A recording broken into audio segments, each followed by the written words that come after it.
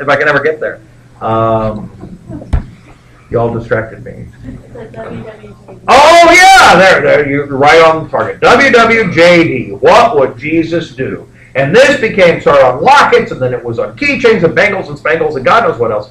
Bookmarks, because what would Jesus do? Clearly market himself, and make you money. That's what Jesus would do. But the irony behind all this, the What Would Jesus Do movement, which was huge, right? Do you all remember even the vestiges of this at the very end of it? The irony is that What Would Jesus Do was from Sheldon's book. The title of his book was In His Steps, meaning Christ's Steps, what would Jesus do?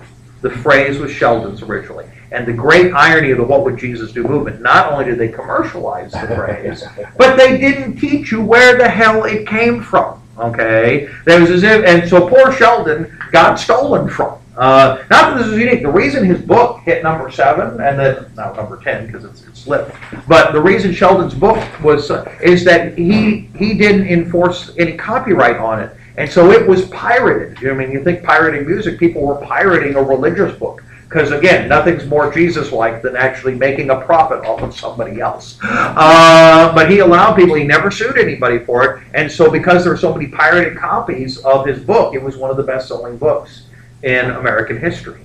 And so it's kind of ironic in a lot of ways. And so here it is after his death now in the 1990s, that, here almost 100 years later, it's pirated once again. But, that it's kind of charming in a kind of sad way, but he was dead. He didn't care. So there it is. But so that was the Reverend Charles Sheldon. Another person who was big in this whole thing was Jane Addams. And she was big because of what became known as the Settlement House movement. Now, this is sad because, Addams was a huge figure in her time. And I'm embarrassed to admit that as a kid, I didn't know anything about her. The name was new to me, and for all I know from the looks of the crowd, it's new to you.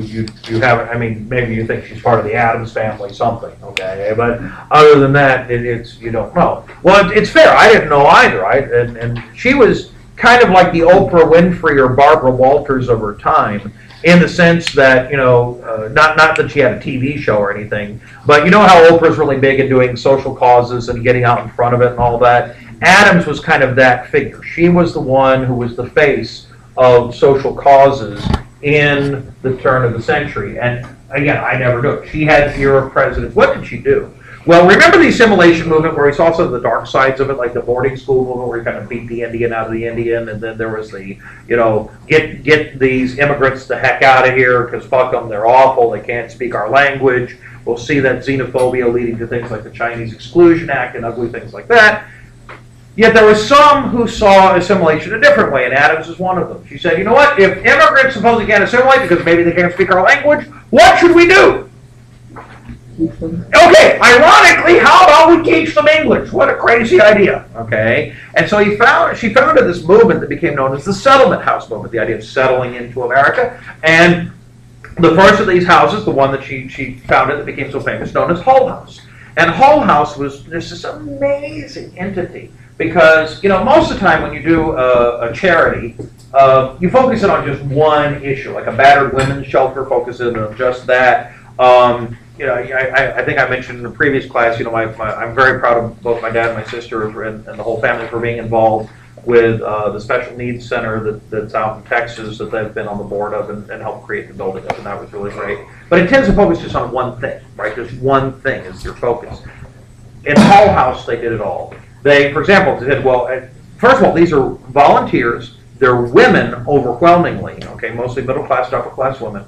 Who are volunteering and doing all this work. They are helping immigrants, but mostly immigrant women, okay? And they did it all. For example, they taught English, okay? So what would be called ESL classes today? They didn't have that phrase, ESL, but that's what they were talking about. English is a second language. They were also teaching skills. What job skills could you learn? If these women were unskilled, how about we teach them job skills so they can get a better job?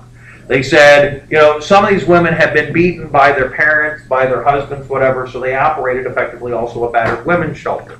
In addition, some of these women had gotten kicked out of their homes because they become too American. And let's face it, were women being even paid the same as men, as bad as men were being paid? No, they're being paid worse. And if you're a single woman, what was your chance of being able to survive if you didn't have a lot of skills? Yeah, what did you generally fall into? Prostitution. That was considered the one solution. And so one of the things is that they also acted as a halfway house to try and keep women out of prostitution or recover them from that particular situation and be able to get them there. Also, and Hull House became so popular, they got so many donations. It was originally just one building, but then they buy out an entire block of buildings and they create the center area into a playground, and they open a daycare center for immigrant children. So as a result, that they can do education of the children, but mostly also take care of the children, so immigrant parents, both the family members, can work so that they can have enough money to get their kids out of poverty. Where was this? Give me a second. I will think of the city. Just one moment. If not, I will have to cheat. I've been so proud of myself. I haven't looked at the outline all lectures yet, and now I may have to cheat. Huh? Yeah, something like that. It's the or the harm, one of the two. Of course, I could be evil and just say, "Oh, look it up," you know. But so here it was that this was a huge deal, and it spurred in other cities from the one I cannot name apparently this idea of this same sort of thing. Adams became just really a huge thing. She wrote a book, 20 Years of Hull House, which talked about her clients and again how important this was. And this is huge because it just comes off as mostly a biography, an autobiography about herself and the struggles they face. But it makes an interesting argument, even though it's not really argumentative. Because she's saying, look at all these people who are helpless, who by being helped ended up getting better lives and being successful. Okay? Our model of the poor had been, fuck the poor, right? You know, that social Darwinistic, that, you know, all that. What is she effectively proving in this case by case by case by case thing she's saying? That the poor are not just there for handouts, they're not just there to be greedy, they're not just leeches on society. These folks, if given, are not helpless.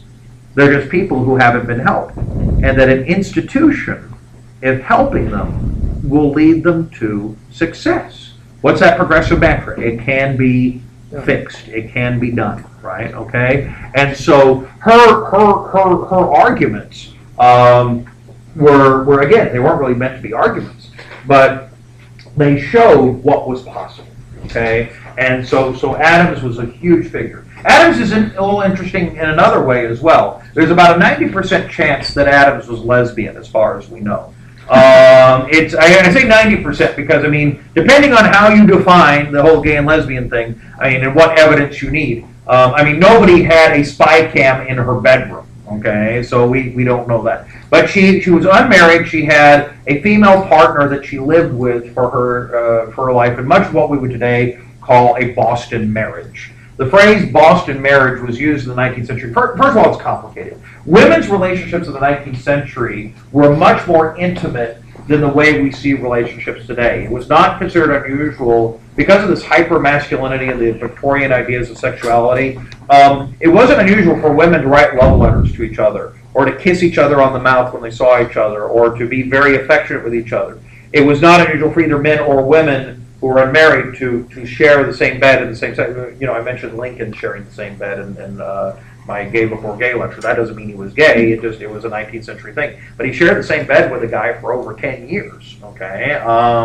Now some of you might say, it's okay, but it's just, you know, that was there. Now, there's other stories about Lincoln, but that's just, you know, the 19th century is different. We can't assume that our ideas of masculinity or femininity, our ideas of what's sexual or not, apply in the 19th century. But what was true is the idea of Boston marriage was, again, if you're a single woman, what was the chance of you surviving out on your own, particularly if you had no family or if you were widowed? Okay, it was really difficult. And so it was not unusual for single women who, because again, the proper standard was you're supposed to be married and have a husband, right? You know, but if you didn't have a husband, it was not unusual for two women to live together, particularly if women outlived men, then for two widows to live together. And if these were particularly strong or affectionate relationships, they became referred to as a Boston marriage. Now, it wasn't necessarily seen as sexual, though for some it was kind of coded as such. And clearly it was also an arrangement for women who were lesbian to have what was considered a more societally acceptable relationship, because it was kind of under the cover of what we call romantic friendship. Okay, and I mention this not so much because it's